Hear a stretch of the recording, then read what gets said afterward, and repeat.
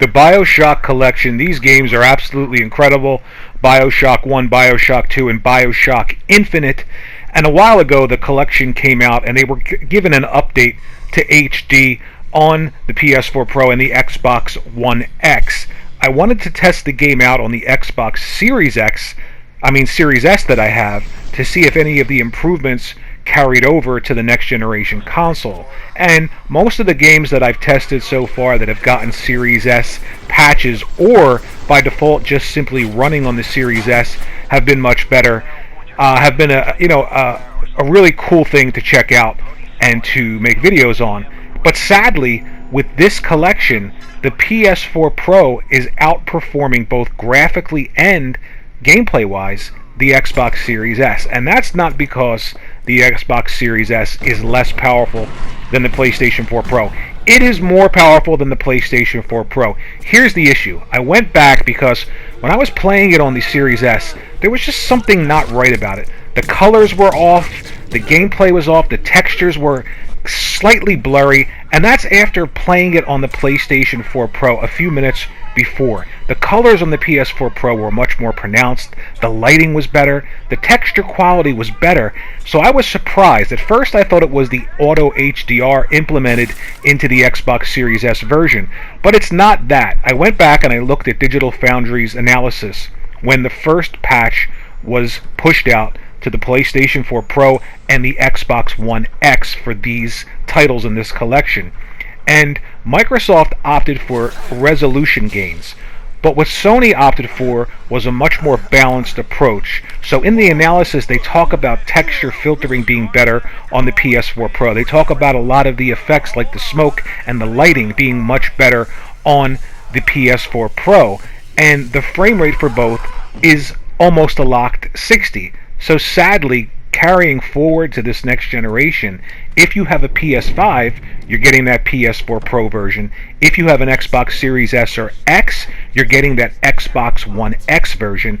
And I can tell you, without any skin in the game as far as getting you to purchase one console over the other, the PlayStation 4 Pro version of this collection looks better. Much better, much more noticeable than most games that I've tried so far testing on the Xbox Series S. Not because the Series S is less powerful than the PlayStation 4 Pro. It is much more powerful.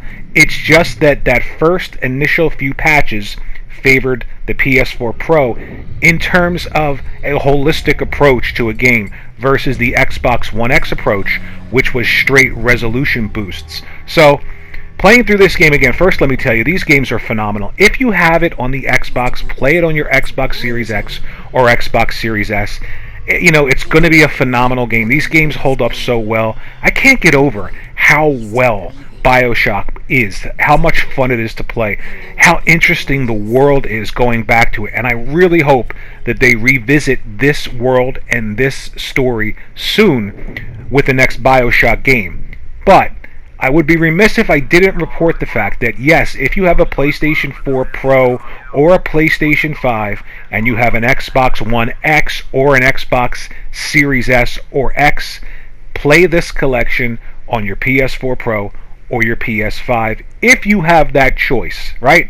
So for instance, the wording here, welcome to Rapture, ahead of you, it's so much clearer in the PS4 Pro version than it is on the Xbox Series S version, which is the Xbox One X version after those initial patches. The lighting in the hand, the smoke effects, the particle effects, they're much more pronounced on the PS4 Pro than they are back in the day on the Xbox One X, and by default, because there's been no new patch for these games on the Xbox Series consoles. But again, the game is absolutely incredible. The frame rate in this collection, which is something both systems share, so if you're playing it on your Xbox Series console, you're going to get this incredibly smooth 60 frames per second in this world. And again, you know, does it make that big of a difference? You know, it does if you go back and you play this game. But if you want sort of the best version, 60 frames per second, better graphics, I would definitely go with that PS4 Pro version, which is odd, right? Because I really hope that these classic games get that patch for the Xbox Series consoles and the PS5. Now, something you get, again, I mentioned it earlier, on the Xbox Series S and the Xbox Series X is Auto HDR for this game. Now, I've noticed it a lot in games that I've tested. It does make a difference, but here, because the texture quality isn't as good, the lighting isn't as good, it really doesn't make that big of a difference. I haven't tried it by turning Auto HDR off.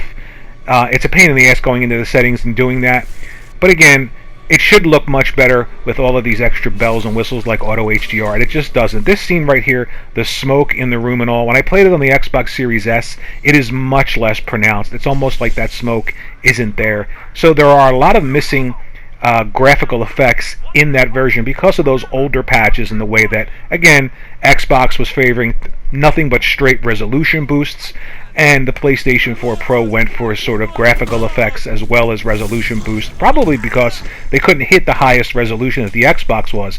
But at the time where people were all resolution happy, years later now we're looking at these games, and of course a holistic approach is much better to these games, especially now when we're talking about Fidelity FX, DLSS making resolution, a moot point. Resolution is dead at this point. It's all about graphical effects, how many polygons, world building, character building, and then that DLSS and Fidelity FX making everything look great. Let me know what you think in the comment section below. Like, subscribe, and I'll see you in the next video.